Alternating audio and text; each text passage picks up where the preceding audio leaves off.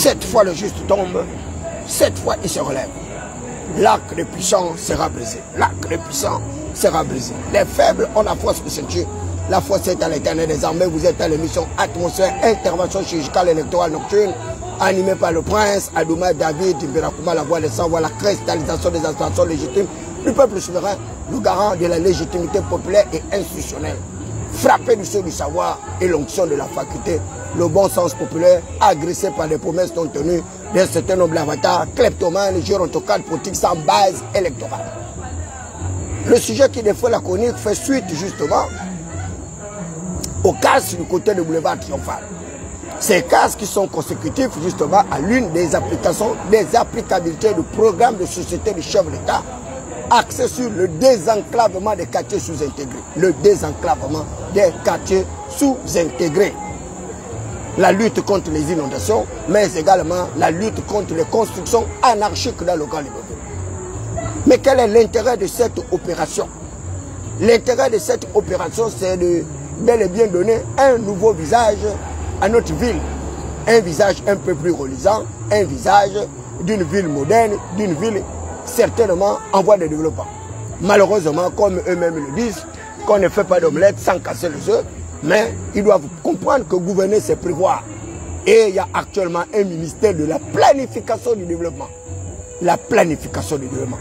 Mais comment arriver à une planification du développement si l'État, avec toutes les prérogatives de sa puissance publique, l'État qui a toute la force, qui est le bras séculaire d'ailleurs de l'ensemble de toutes les institutions, soit capable de déguerpir les populations sans leur assurer des mesures d'accompagnement qui consisteraient à des zones de réallogement, des zones de relogement bien appropriées, bien aménagées pour que ces personnes-là ne puissent pas une fois de plus aller s'ériger vers des zones qui seront encore des zones querelleuses. Voilà la véritable problématique. Un véritable État sérieux avec un vice-président chargé du gouvernement doit être capable d'accompagner le développement, d'accompagner la vision du chef de l'État, Brice Clotaire Oligui Nguema. Or, ce n'est pas le cas.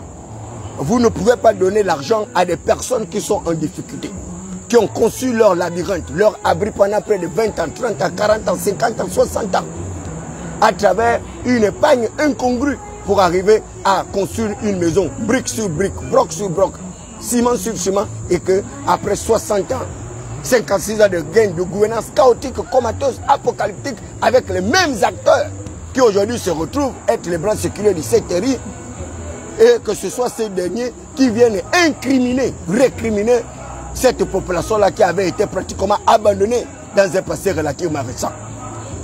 Et voilà des individus qui viennent consentir leur pouvoir électoral par une adhésion populaire de 94% de voix en faveur de leur pseudo-champion, leur Josué, leur Moïse, leur libérateur, c'est selon actuellement. Et on arrive comme ça au moment où les gens sont en attente de récompenses de leur militantisme, en attente justement de récompenses de leur choix électoral. Eh bien, paf, une mesure gouvernementale de manière irrésolument irréfléchie. Parce qu'on ne voit pas quelle est la véritable intentionnalité de ces dirigeants, si ce n'est de discréditer le chef de l'État, si ce n'est d'amenuire son capital social, si ce n'est de, une fois de plus, créer la rupture entre les aspirations légitimes du peuple souverain et ses soi-disant dirigeants. Et chaque lundi et vendredi, on chante toujours le même cantique. Unis dans la concorde et la fraternité. Comment être unis dans la concorde et la fraternité pendant que certains regardent du superflu? Ils bénéficient justement du pouvoir du chef de l'État. Ils bénéficient des garanties du chef de l'État. Ils bénéficient justement des largesses du chef de l'État. Ils bénéficient de son pouvoir discrétionnel en saisissant aux plus hautes fonctions de responsabilité. Et pendant ce temps, le peuple souverain, le garant de toute légitimation et l'égalité de pouvoir, arrive à croupir dans la misère, arrive à manger le pain et la pitance. Et c'est ce même peuple qu'on arrive à flageller, à meurtrifier, un peuple en état d'agonie, caractérisé par la déscolarisation, l'analphabétisme total, la pauvreté, la misère, la prison abjecte sauvage. C'est impensable et c'est incroyable. Et là, je voudrais une fois de plus remercier le pasteur Béni Gwambina qui a également pris parti pour toutes ces populations parce qu'il est très facile de déguerpir les populations. Mais sans véritablement mettre en place des mesures Comment un État qui doit planifier le développement soit capable de donner des pères de famille, soit dit des sommes colossales pour pouvoir se déguerpir, alors que le territoire, soit dit, appartient à l'État. Un autre principe de la territorialité, comme je le disais, un autre principe de la constitution de ce que c'est qu'un État. La puissance publique, le territoire sur lequel s'exerce la puissance publique et les populations. Mais dès lors que vous avez exclu les populations, justement, des éléments composites, des éléments essentiels, des éléments fondateurs de l'État, alors c'est vous qui êtes les responsables du territoire. Si vous êtes en même temps responsable du territoire, et comment est-ce que vous pouvez envoyer les gens en territoire inapproprié, soit dit que ce sont eux, à travers leur argent, qui vont chercher des zones de relogement. C'est de la manipulation, c'est un manque de sérieux, c'est une incapacité notoire, c'est une fuite en avant de la responsabilité de votre système étatique. L'État, avant de déguerpir les populations, doit s'assurer qu'elle a des zones de relogement. Et ces zones de relogement doivent bel et bien avoir des abris, avoir des logements sociaux, un minimum de commodité. S'il n'y a pas de logements sociaux, ils doivent au moins avoir un espace, un terrain, un titre foncier. Avec la possibilité d'avoir un compteur d'eau, un compteur d'électricité, un dispensaire, mais également une école, un lycée et autres. C'est la responsabilité de l'État qui est engagée et non celle des populations. Donc, que vous puissiez appeler tous vos activistes à 2 balles, tous vos kunabélistes sans base électorale, sans niveau de profitabilité, sans aucun niveau d'intellectualité pour pouvoir comprendre les enjeux les problématiques de développement. Ces gens-là n'arriveront pas à convaincre David Mbakoma que les populations qui se sont érigées sur ce site pendant plus de 30 à 40 ans, que ce soit elles qui soient à l'origine justement de leur situation de désenchantement et de leur situation de désillusion. Brice Côté Oligui Nguema doit comprendre. Kali Bongo Ndiba l'a mis en défi en partant. Il a été clair. Il a dit il verra si Brice Côté Oligui Nguema sera capable de faire mieux que lui. Et pour le moment, on constate qu'il est loin de faire mieux qu'Ali Bongo Ndiba. Jusqu'à présent. Parce qu'autrefois, les indicateurs qui s'étaient détériorés, les indicateurs macroéconomiques, les indicateurs politiques, les indicateurs sociaux, il n'y a rien qui puisse entraîner une certaine espérance pour le peuple souverain. Comment est-ce qu'après avoir obtenu un vote de 94% et que l'État soit capable de rendre ces gens-là leur ascenseur en monnaie de singe? C'est enfin notre sort vers la félicité. C'est enfin notre sort vers la félicité. Ce slogan propagandiste, ce slogan autrefois qui faisait la fierté des Gabonais, l'essor vers la félicité est une plénitude, une ruée vers une certaine aisance matérielle, morale et financière. L'essor vers la félicité. La félicité est un état d'extase, un état de contemplation, un état de sublimation. Malheureusement, il n'y a aucun état vers la félicité. L'essor vers la félicité s'est transformé vers un essor vers la mendicité. Un essor vers le rejet, la marginalisation, l'exclusion, la discrimination totale. Et pendant ce temps, ils arrivent à vivre dans leur confort, dans leur tour d'ivoire, avec les belles maisons, les belles clôtures. Et ils pensent comme ça se protéger de ce peuple-là dont ils sont en train d'affamer, d'esclavagiser. Ce peuple dont ils sont en train de déshumaniser en créant une certaine violence au sein de cette population-là. Une violence manifeste. Parce que quoi? C'est la responsabilité de l'État, justement. Comme l'État a le monopole de la violence légitime. Le monopole de la violence légitime, le disait Max Weber dans un de ses célèbres ouvrages. L'État a le monopole de la violence légitime. Et c'est parce que l'État a le monopole de la violence légitime que les représentants de l'État sont capables de matraquer les populations, alors que c'est le peuple qui est le véritable garant de toute légitimation du pouvoir et de toute légalité. Et c'est cela les démocraties représentatives, c'est cela les démocraties pluralistes. Le pouvoir appartient au peuple, pour le peuple et par le peuple. C'est cela la démocratie. Une gouvernance totalement acquise par le peuple. Malheureusement, nous sommes dans des états de personnification du pouvoir, des états de personnalisation du pouvoir, caractérisés par l'autocratisme, caractérisés par l'impérialisme, caractérisés par la dictature. Une dictature douce et lente, qui entraîne le peuple progressivement vers une agonie, vers une euthanasie. Un état dépourvu de tout, avec une population incapable d'avoir accès à des minima sociaux. Des minima sociaux, l'accès à l'eau potable, l'accès à l'énergie, l'accès au logement, l'accès à l'éducation, l'accès à la santé. Oh, Zana au plus haut de ce sac, Tazamema Mamia, Dios mio, la vie del pueblo. Que pasa en mi país? Que pasa? Et lorsque tu vois ces gens-là dans des débats superfétatoires, des débats mégalomaniques, ils arrivent comme ça à prendre la part de l'État, mais vous êtes des malades. Vous êtes des malades. Qu'est-ce que le citoyen peut être devant l'État? L'État, c'est la puissance de toute la puissance. L'État, c'est la compétence de toute la compétence. On dit bien l'État, c'est la compétence de la compétence. C'est l'État qui a tous les attributs. L'État qui a tous les attributs. Mais si l'État qui a tous les attributs n'est pas capable d'aider les populations à avoir atteint les objectifs du développement durable. Les objectifs du développement durable. L'accès universel à l'eau potable. L'accès universel à l'énergie. Il n'y a rien. Rien que la parlotte. Et les gens arrivent à justifier leur tard, leurs hérésies, leur incapacité notoire de pouvoir créer une nouvelle alternative de demande de notre pays.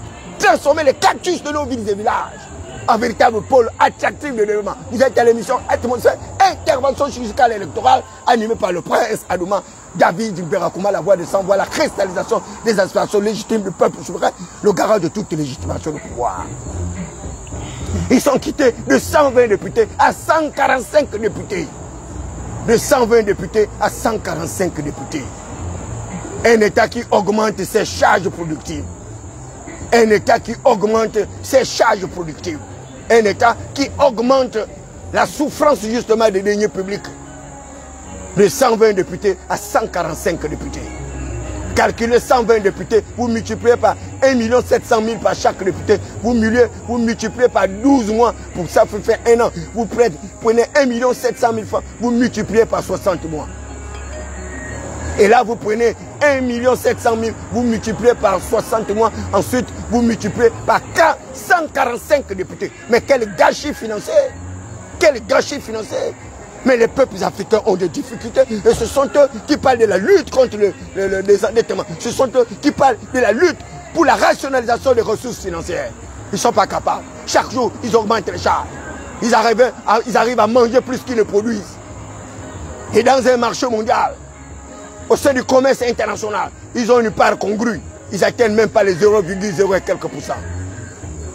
Le Gabon est un pays riche à revenus intermédiaires de la tranche supérieure, considéré comme un scandale éthique, un scandale minier, un scandale financier, contrastant avec une misère, une pauvreté abjecte de population.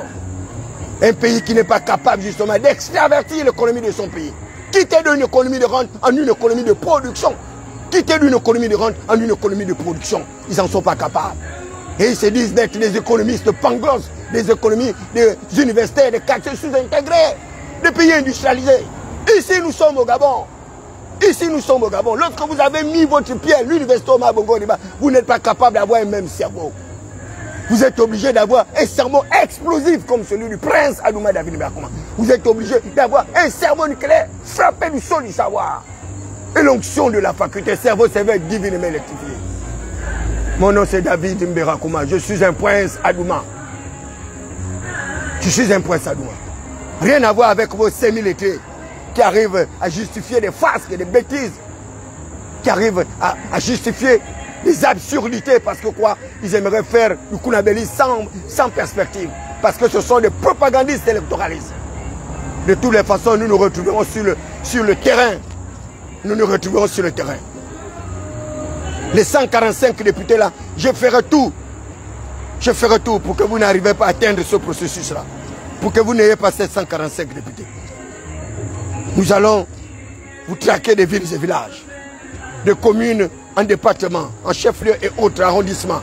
Et nous nous battrons pour que ce soit les fils des prolétaires qui puissent aller à l'Assemblée nationale, qui puissent aller au Sénat. 70 sénateurs avec 145 députés. Un petit pays de moins de 2 millions d'habitants. Et c'est vous qui parlez de la bonne gouvernance. Et c'est ce que vous parlez de la bonne gouvernance. Un petit pays d'à peine 1 million voire 2 millions d'habitants, avec plus de 130 généraux. Pendant que les États-Unis, la première puissance mondiale, la première puissance militaire, arrive à avoir 16 généraux. Vous êtes à plus de 5 et quelques généraux. Un pays avec 3 chefs d'État. Un président de la République. Un vice-président de la République. Un vice-président du gouvernement. Un petit pays avec 3 chefs d'État. Comme s'ils oubliaient les charges justement liées à la présidence de la République. Avec tous les directeurs généraux, avec tous les conseils spéciaux, avec tous les conseillers militaires et autres. Quel gâchis, quel gouffre sourd. Et c'est comme ça qu'on vous voulez moderniser votre système économique. C'est comme ça qu'on vous pensez relancer la croissance économique par l'augmentation des dépenses publiques. Avec une impossibilité pour l'État d'avoir une épargne suffisante pour financer le programme financier de développement. Vous êtes encore à une économie analytique, une économie embryonnaire, une économie de pays tropicalisés. C'est pourquoi vous réfléchissez à l'envers. Vous réfléchissez à l'envers.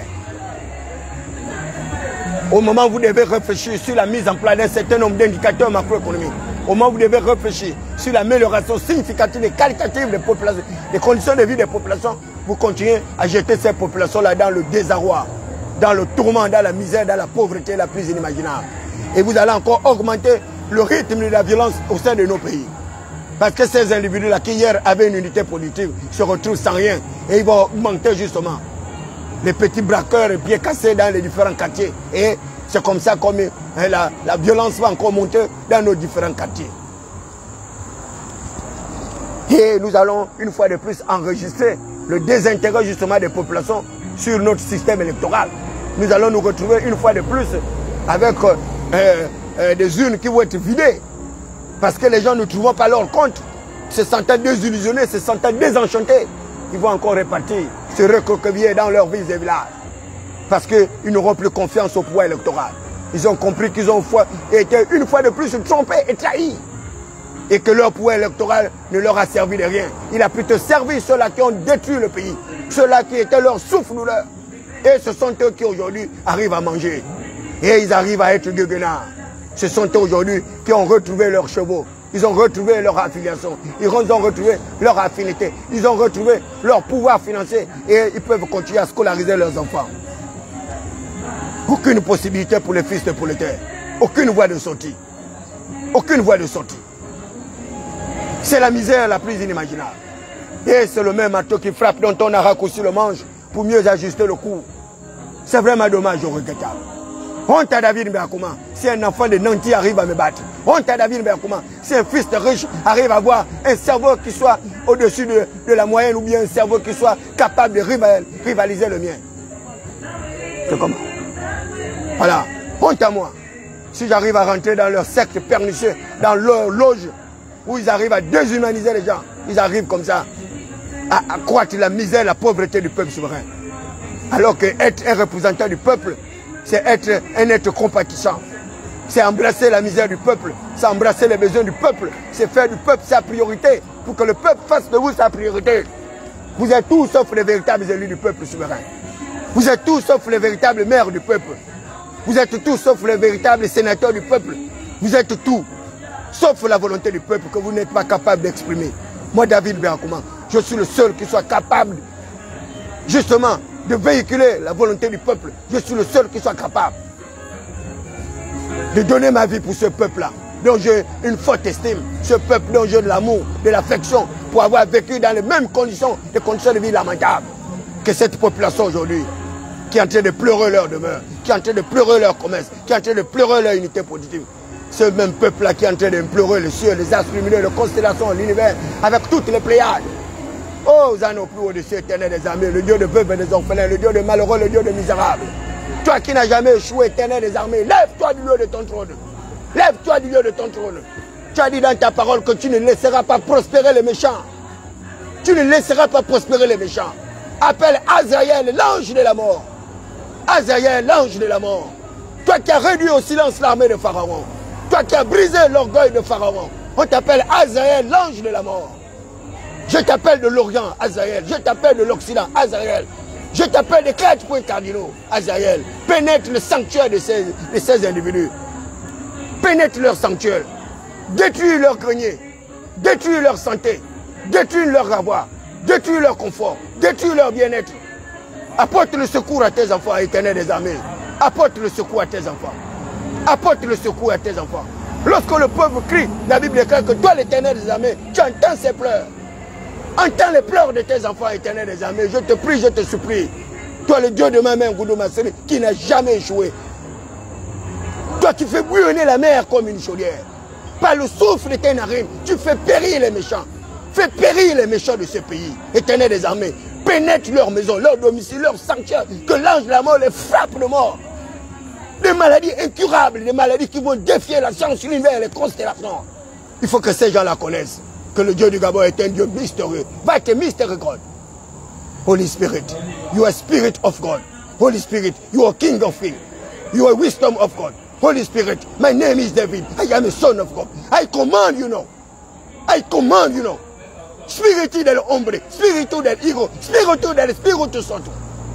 Es la hora de cambiar nuestro país. Levantarse el espíritu, levantarse, levantarse, levantarse. La muerte, la muerte, la muerte, la muerte. La muerte. La mort dans leur maison. La mort dans leur maison. La mort dans leur maison. On m'appelle virus. On m'appelle virus. Moi, David Bakouma. On m'appelle parasite. Moi, David Bakouma. On m'appelle microbe. On m'appelle bactérie. Pénètre leur oesophage. Pénètre leur vaisseau sanguin. Pénètre leur tube digestif. Pénètre leur paroi intestinale. Détruit leur cavité cérébrale. Détruit leur capacité intelligible. Transforme ces gens-là en Mongols, Éternel des armées. Frappe-les de toutes les maladies. La même manière que tu as frappé l'Égypte de toutes les maladies. Et que ces gens-là confessent que tu es le seul vrai Dieu, le Dieu du Gabon. Le Dieu de veuves et des orphelins, le Dieu de malheureux qui n'a jamais échoué. Parce qu'ils ont mis au pro sous la kam de Kobaradash. Una kanetozia. Heze kotobrimi. Histobondo. Heroba. Baresa kona. Shadaba alléluia. Yeshadaba alléluia. Oh Jésus, fils de David. Jésus, fils de Joseph. On t'appelle le crucifié. On t'appelle l'inconsolé. On t'appelle le misérable, le malheureux. Jésus-Christ de Nazareth. Que le pan de ta robe vienne couvrir le peuple gabonais. Que le pan de ton opprobre, Seigneur, puisse donner la joie au peuple gabonais. Et que le peuple gabonais retrouve la liberté. Que le peuple gabonais retrouve le confort. Que le peuple gabonais retrouve une nouvelle espérance, Seigneur. Une espérance non pas dans leurs dirigeants. Une espérance non pas vers leurs députés, leurs maires, leurs sénateurs. Mais une espérance basée sur une foi vivante. Une foi inébranlable. Dans Colossiens 2:3, la Bible dit qu'en Jésus étaient cachés tous les trésors. De la sagesse et la connaissance. Seigneur, donne la sagesse à ton peuple. Donne la connaissance à ton peuple. Tu as dit que la terre tout entière parvienne à la connaissance de l'Éternel, comme le fond de la mer, par les eaux qui la recouvrent. Oh, Zano plus au-dessus. On t'appelle Azraël, l'ange de la mort. Pénètre leur maison, pénètre leur domicile, pénètre leur sanctuaire. Azraël, l'ange de la mort, flagelle toutes les personnes. Tu as dit que tu ne laisseras pas vivre le magicien. Tu ne laisseras pas vivre les criminels et les assassins. Tous les criminels de notre pays, tous les assassins de notre pays. Azraël, je te supplie, toi l'ange de la mort, par l'épée de l'Éternel, taille en pièces toutes ces personnes. Détruis-les dans leur maison. Détruis-les dans leur maison. Que cette semaine, que les morts pleuvent dans leur domicile. Et que toutes ces personnes qui résistent, parce qu'ils ont de l'argent, parce qu'ils sont des confiscateurs, ils ont détruit les vies des Gabonais. Ils ont détruit les ménages des Gabonais. Ils ont détruit les domiciles des Gabonais. Seigneur, ne leur laisse pas impunis, je te prie, Père très éternel, tout puissant. Ne leur laisse pas impunis, ne leur laisse pas impunis. Le Dieu de Mardoché ne leur laisse pas impunis. Le Dieu de Mardoché ne leur laisse pas impunis. Le Dieu de Naboth de Jiré ne leur laisse pas impunis. Le Dieu de Naboth de Jiré. Le Dieu de Naboth de Jiré. Le Dieu de Joseph. Le Dieu de David. Le Dieu de Daniel. Le Dieu de Jacob qui n'a jamais échoué. Ne leur laisse pas impunis. Tu as dit la malédiction est dans la maison du voleur. Et comme ces gens-là sont des voleurs, ils volent l'argent public, ils volent l'argent de l'État. Et ils ne sont jamais impunis. Parce qu'ils ont corrompu le tribunal. Ils ont corrompu les avocats. Ils ont corrompu les juges. Mais toi, le destructeur, tu n'es pas capable d'être corrompu. On t'appelle le destructeur. Par l'épée de l'Éternel, aux ânes plus haut des cieux. Ange de l'Éternel, ange de l'Éternel. La Bible dit que les anges de l'Éternel campent pour tout le secret et les arrachent de tout danger. Ange de l'Éternel pénètre leur domicile. Ange de la mort, Azraël pénètre leur domicile. Allie-toi, ange de la mort, au président de la Russie. Et que Satan, toi, sorte de la Russie afin de détruire cette humanité. Comme ça, nous allons rentrer dans la 3e guerre mondiale. Et on verra comment ces gens-là vont encore narguer le peuple. On verra comment ils vont manger le pain. On verra comment ils vont commander encore les populations. Que le marché mondial soit déréglementé. Et que le marché du pétrole se détériore. Que le marché du pétrole se détériore. Comme ça, nous allons vivre une véritable crise pétrolière. Et nous tous, nous allons mourir de faim. Nous tous, nous allons mourir de soif. Et comme ça, on verra quelles seront les premières personnes à mourir. Puisque vous êtes habitués à manger les kilos de viande par jour. Vos chiens mangent les kilos de viande. Pendant ce temps, les Gabonais, vos électeurs, arrivent à vivre avec des gargotes de buvillerie. Vous arrivez à nourrir vos chiens qui ne sont pas capables de vous élire, qui ne sont pas capables de vous élire. Et vous arrivez à détruire vos électeurs. Le 12, c'est plus le 12. Le 12 est terminé. Le 12 n'est plus le 12. C'est terminé. Nous ne sommes plus le 12 là. C'est maintenant là que vous allez apprendre qui est David Ndakouma. Je vais vous amener dans une autre dimension du poids électoral du peuple. Je vais vous amener dans les Pléiades, dans les sphères, dans les constellations. Vous allez apprendre qui est le Dieu du Gabon. Et vous verrez si ce Dieu-là est un Dieu qui favorise les méchants. Ou bien c'est un Dieu de justice. Un Dieu incorrigible. Un Dieu qui a fait bouillonner la mer comme une chaudière. Un Dieu qui étend les cieux comme un pavillon. Un Dieu d'un gigantisme imparable. Vous ne connaissez pas le Dieu du Gabon. Vous ne connaissez pas ce Dieu-là. C'est un Dieu mystérieux. Un Dieu mystérieux. Et ce Dieu-là va vous surprendre. Ce Dieu-là va vous surprendre. Béni soit ton nom, éternel des armées, le Dieu de ma main, Ngoudou Masséné. Béni soit ton nom, éternel des armées, le Dieu de ma grand-mère, Mapoma. Le Dieu de mon grand-père Bandungu, le Dieu de mon grand-père Mbelakouma. Le Dieu de mon grand-père Mbeda. Le Dieu de mon grand-père Loba. Le Dieu de mon grand-père Tchakingul Mbiba, Machobi. Le Dieu de mon grand-père Imongo, éternel des armées. Le Dieu de mon grand-père Siré. Le Dieu de mes ancêtres, le Guelolo. Le Dieu de ma mère, Musambo. Seigneur, mobilise ton armée céleste. Tu as dit dans Joël 4:11 que toi, l'Éternel, tu feras descendre tes guerriers. Éternel des armées, fais descendre tes guerriers. Fais descendre tes guerriers. Éternel des armées, fais descendre tes guerriers. Chars d'Israël, cavalerie céleste. Chars du Gabon, cavalerie céleste. Cavalerie céleste. Cavalerie céleste. Chars du Gabon. Oh, ça n'a au plus haut dessus. Si ces gens-là étaient capables de voir la multitude de l'armée de l'Éternel, ils n'allaient pas se moquer du peuple comme ça. C'est parce que vous êtes frappé d'aveuglement, d'égarement et de tourdissement d'esprit que vous n'êtes pas capable de voir comment l'atmosphère est en train de changer. Comment l'atmosphère est en train de changer. Vous allez vivre une véritable révolution bientôt dans le pays. Une transition dans une transition. Une transition dans une transition. Une transition dans une transition. Une transition dans une autre transition. Oh, Zana au plus haut des cieux. Béni soit ton nom, Saint-Esprit. Béni soit ma mère, Ngoudou Masséline. Béni soit ma mère, Ngoudou Masséline. Béni soit le Dieu de ma mère, Ngoudou Masséline. Le Dieu El Rafa. Par le mystère de